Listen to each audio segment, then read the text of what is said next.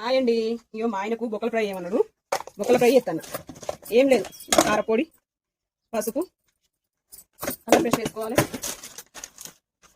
కొంచెం ఉప్పు, అల్లం పేస్ట్, కొంచెం ఆయిల్ వేసుకొని మిక్స్ చేసుకుంటే బొక్కల ఫ్రై రెడీ. టేస్ట్ మాత్రం సూపర్ ఉంటుంది ఫ్రెండ్స్. మీరు కూడా ట్రై చేయండి. చాలా అంటే చాలా బాగుంటుంది. మీరు కూడా ట్రై చేయండి, మస్తు ఉంటుంది. 5-2 నిమిషాలు మంచిగా ఉడికినాక లైట్గా కొన్ని వాటర్ వేసుకుంటే అయిపోతుంది. కలుపుకోవాలి, మంచిగా కలుపుకొని మనం ముద్ద పెట్టాలి. మంచిగా ఇట్లా నూనె అనేది తేలాలి.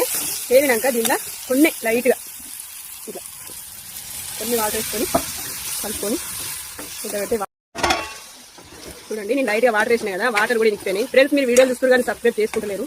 సబ్స్క్రైబ్ చేసుకోండి ఫ్రెండ్స్, ప్లీజ్ రిక్వెస్ట్ చేసుకోండి. ఇలాంటి కొత్త కొత్త వీడియోలు పెడుతుంది. మసాలా వేసిన నేను చేసినట్టు కూడా మీరు ఎరుగున దగ్గర నుంచి వాళ్ళకు నేను చేసినట్టు మీరు కూడా చేయరు ఫ్రెండ్స్. టేస్ట్ మాత్రం సూపర్ ఉంటుంది.